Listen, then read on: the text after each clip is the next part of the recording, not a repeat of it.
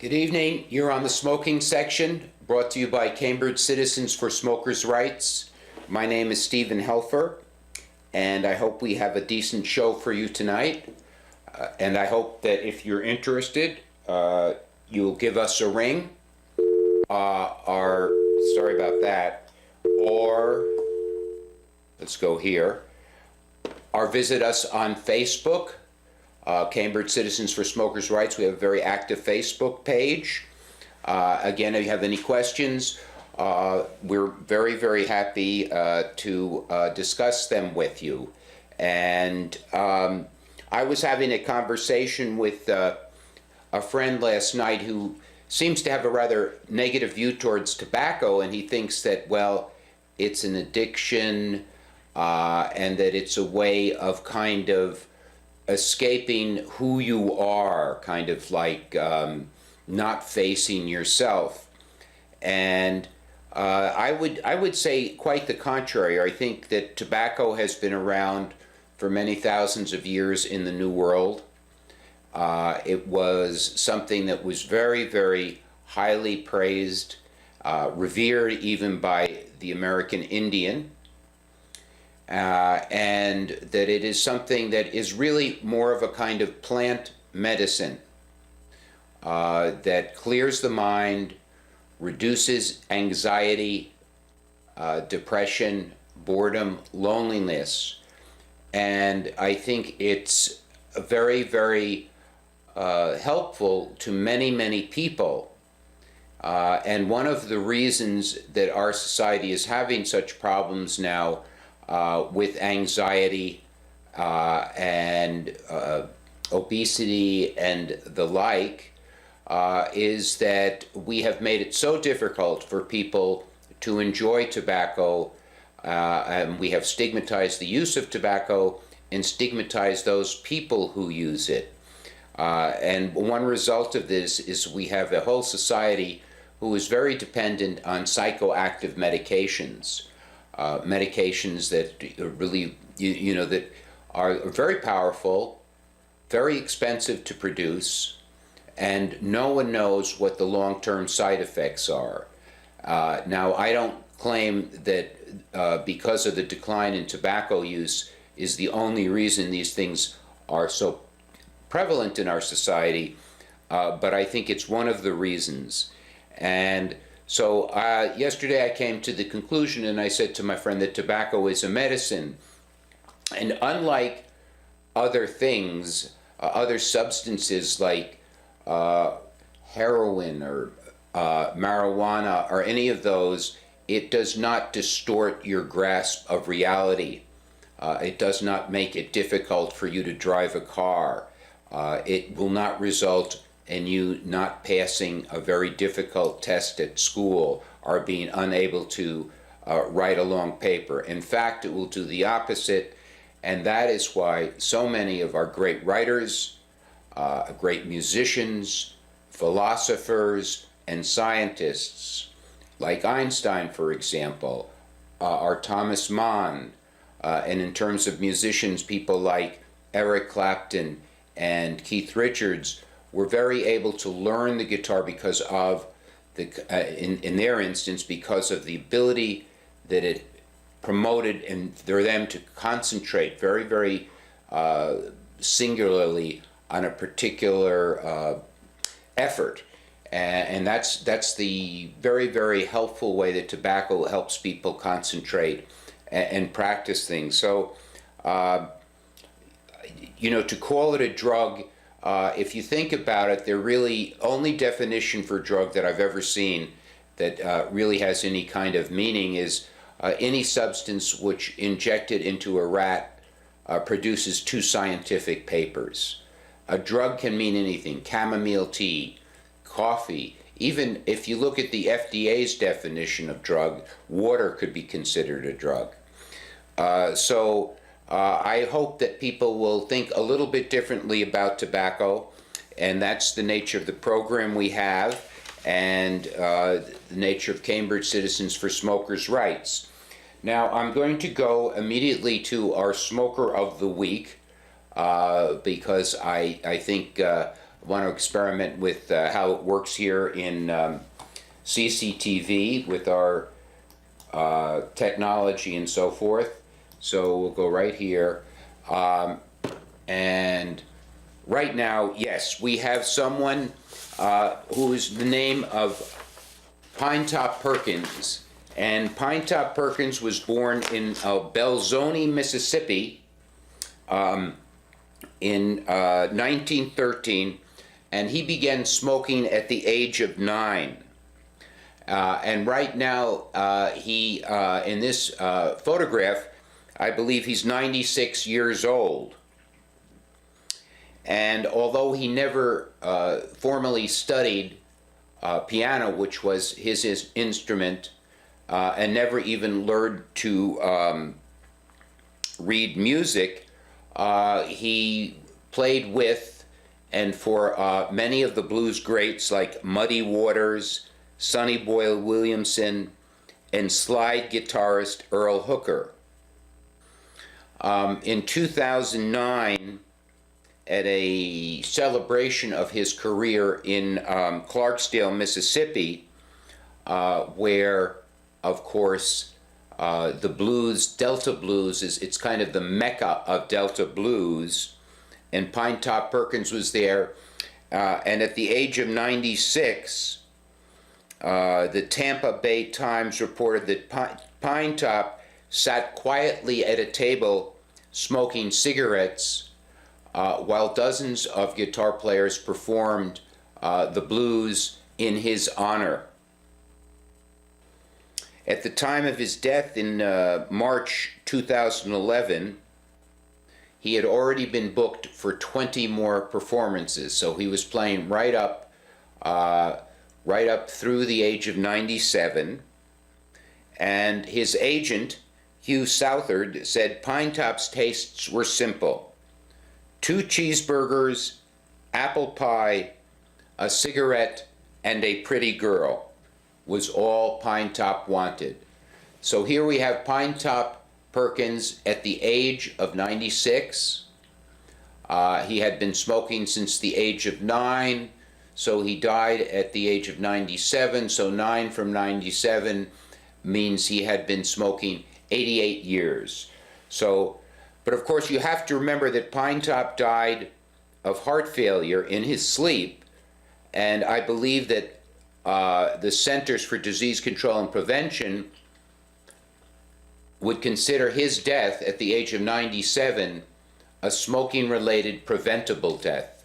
So they could use this as a statistic, even though he died at the age of 97, in a way to further their war on smoking. So that is Pinetop Perkins, and he is our smoker of the week, and I hope that you, if you want any more information on him, will go to our Facebook page. I think we will probably post it tomorrow. Now, Audrey Silk, who is from New York City Clash, that's Citizens Lobbying Against Smoker Harassment in New York City, and she is probably the most active smokers' rights person in the United States, if not the world, wrote a really good letter to President-elect Trump, and she CC'd the Vice President and also Dr. Ben Carson, who is going to be the Director of the Department of Housing and Urban Development. And the letter is a appeal to rescind the recently passed order banning smoking in the privacy of one's own home in public housing everywhere in the country. And this letter that Audrey Silk sent, I think, is quite worth reading tonight, which is what I will do. And it begins by saying that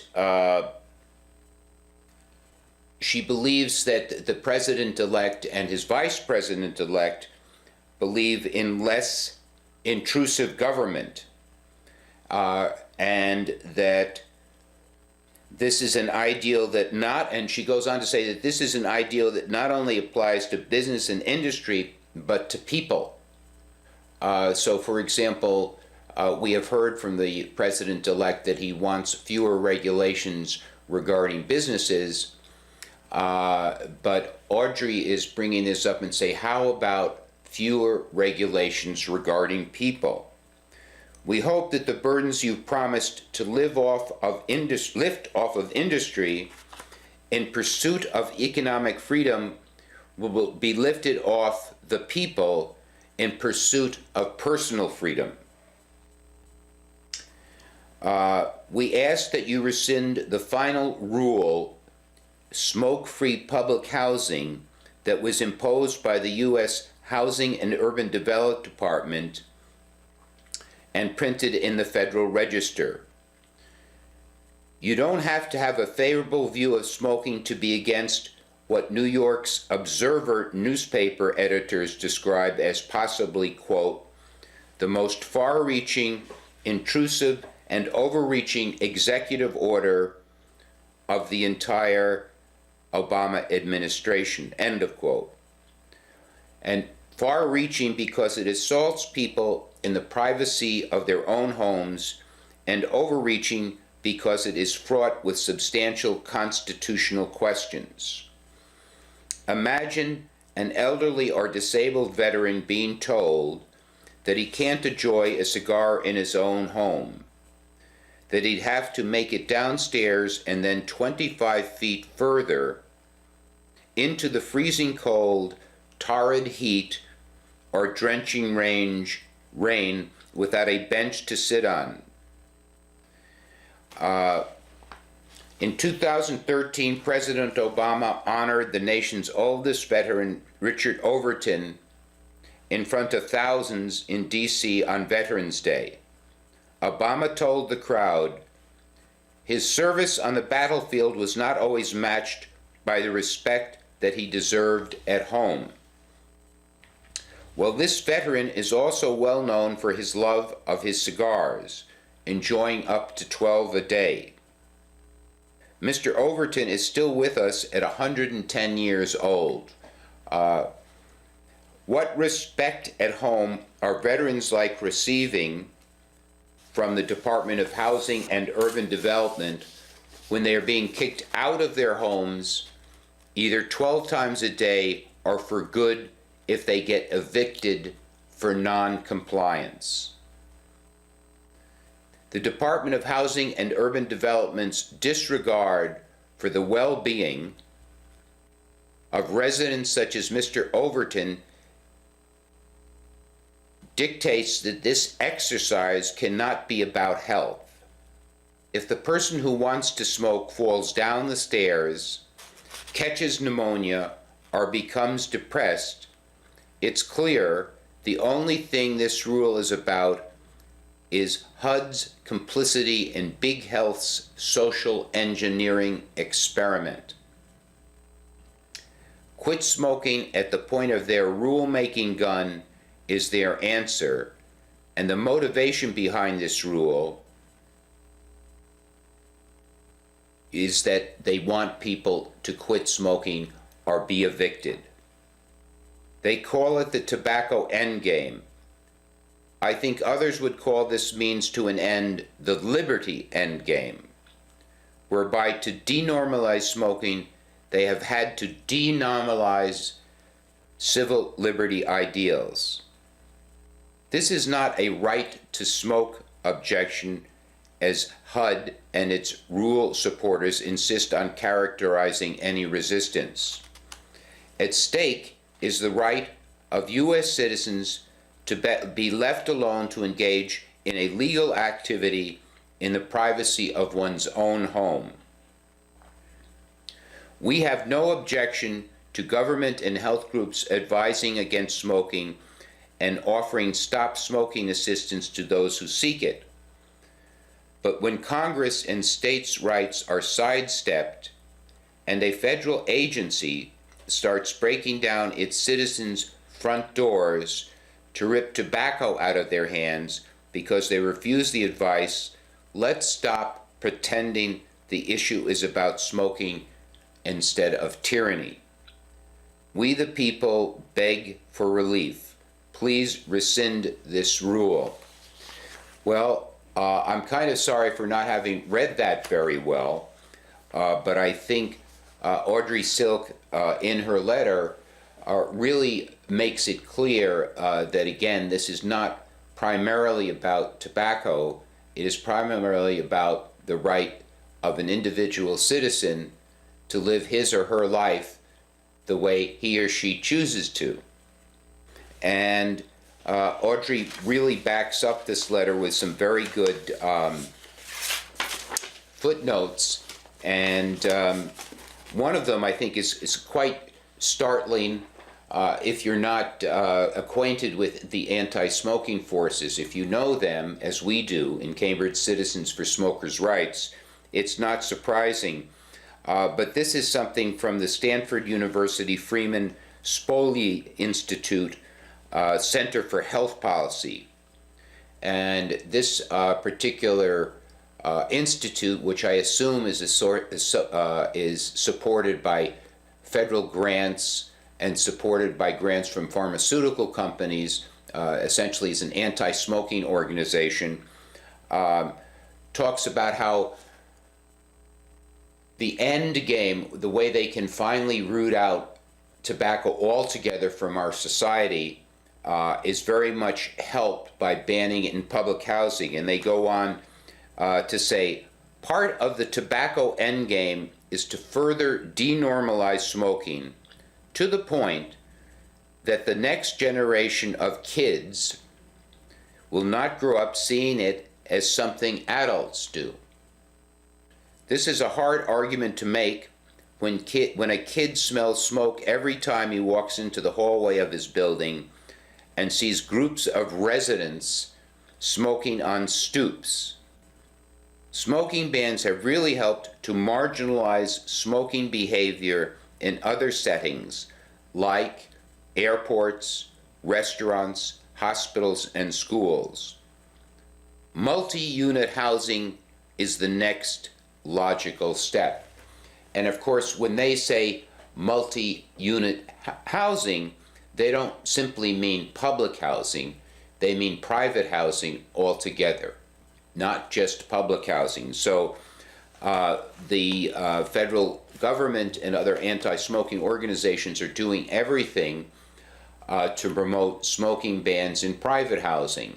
And there are Centers for Disease Control and Prevention grants to private landlords who will ban smoking in their buildings, or to condominium associations or co-op boards to ban smoking. So this is something that is perceived to be doing it in all multi-unit housing, all apartments, all buildings everywhere except for privately owned homes. But again, that's just a matter of time until they build up enough political power so that they can prohibit tobacco, possession of tobacco, use of tobacco everywhere well, they want to do it everywhere in the world, but in those countries like the United States or Australia or New Zealand, they want to do, they think they're close to the end game where they can finally prohibit tobacco altogether and criminalize those of us who continue to smoke and put the tobacco companies out of business. And then some people say to me, well, you know, they won't do that because state government and even federal government depends too much on tobacco taxes. But while, well, we have a phone call here, and let's see who it is. You're on the smoking section. Hi, Steve. How are you? Jim, how are you? I'm all right. But hear me out. I will. Let me just ask. In housing, right? In Yes. housing. Public housing? They have to, no smoking in place. You know what I mean? Well, in public housing, Jim, on hold things it. like that. Jim, Focus on the things that you make. So don't go too far. Stop the things that they want to do in the future. You know? well, but Jim, you You say could do that, Steve. it's only public housing in Cambridge and Boston. Yeah, I think that's awful, Steve. And they're smoking those vape things, and I don't really know if they're worth chemicals, you know. But anyways, no, I don't. Of course, I don't agree. It's freedom, you know. Right. I mean, yeah, they should be able to smoke, but it's not going to get overturned, Steve. Well, They Jim, won't do it. They won't do it. It's in place. No, it's already. It's being done. It's not It's a done deal. Jim, it's not in place in most of the country. It's in place in Boston and Cambridge, but it's not in place in New York. It's not in place in many large cities in the country. So, Well, in Cambridge it is. yes, in Cambridge and Boston it is, but that's Yeah. No, I know people. I know people living in the buildings. Yeah. well, Yeah. Of course, I don't like it for them. But so Jim, the rule has not been put in place yet in most of the country. So it is. No smoking in housing isn't in place yet. It's not in place in most parts of the country. People I know, they can't smoke in their buildings. Well, not in New York City. Not in New York City. This is not a rule in. Oh, I'm talking about Cambridge, though. I'm talking about Cambridge. Right. Cambridge. That's the case. Yeah. You can't overturn that. Well, we're not trying to. Cambridge won't do that. We're not trying to overturn it in Cambridge. We're trying to, before the rule becomes. Stop it from spreading, Steve. Well, that's what we're doing. And yeah, all right. And all right. We think that because focus on that. That's what we're focusing on. Yeah. Listen, how would you like to sign a card for Cambridge Citizens for Smokers' Rights? Over where? We have a card that we're sending to the president. No, I don't. I don't want the president to even know my name. Really? Not even President? Really? No. I want to be invisible. Just go through life without no. You know what I mean? Sure. Did you have a nice Christmas? Huh? Did you have a nice Christmas? Yeah, I did. I didn't do anything. I watched the Mass with Cardinal O'Malley. Oh, really? Yeah. It was nice. And did you? It was an hour and a half. Wow. And, you know, gosh, I was that's a long talking to a Mass. friend before that I really liked Silent Night for a song, and that was the first song the choir sang at Mass. What song? Silent Night. Oh, right. Well, it's a beautiful song. Yes. Yeah. It was. Yeah, that's a nice song, Steve. Oh, it's lovely. Did you? I went to church on Christmas Day, and did you? And it was not I couldn't deal with an hour and a half Mass, but the music was very, very nice, and I'm sure we sang a Silent Night, and the choir was really, really lovely. It was a beautiful about an hour I spent. I was in New York in a very peaceful and beautiful hour. And you know, my brother's a priest. Is that right? Yeah. He's semi-retired now. Was he in Quincy? He's working 3 days a week, but he was a pastor out in Methuen. Wonderful. Yeah. And did he have a? Did he? He used to smoke. He used to smoke. Well, I remember he quit in the ministry. Oh, when he was in. And do you know something? Yes. When he was a deacon, he drove around in a Dodge Demon. a car, a Dodge Demon, and there was a little devil on the fender. He was in the seminary driving around with that car. What kind of car? A Dodge Demon. Oh, a Dodge Demon. A Dodge Demon. I never heard of that fender, car. Yeah, a Dodge Demon. He was he was in the seminary driving around with that, and there was a little devil on the fender. Oh my gosh! Really? Isn't that? Oh, and he was born on Halloween.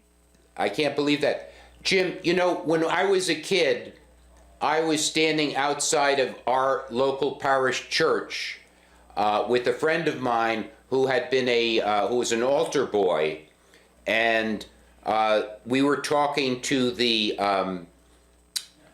pastor of the church, Monsignor Madden, and he was smoking a cigarette, and he had to do something, and he said he gave the cigarette to the altar boy, who was about 11, I guess, or 10, and said, "Hold this for me," because he had to do something with. And then Monsignor Madden says, "Oh boy, I could get into trouble if I'm seen giving an altar boy who's 10 years old a cigarette in front of the church." And when I started smoking, you know, none of us guys who hung around had the money to buy them. You know, but somebody would steal something and get them. And I mean, my mother, like. When I did errands for her, Jim, I gotta say goodnight. We're out of time. Thanks for watching the Smoking Section. I'll talk to you. Happy New Year. Happy New Year. Bye.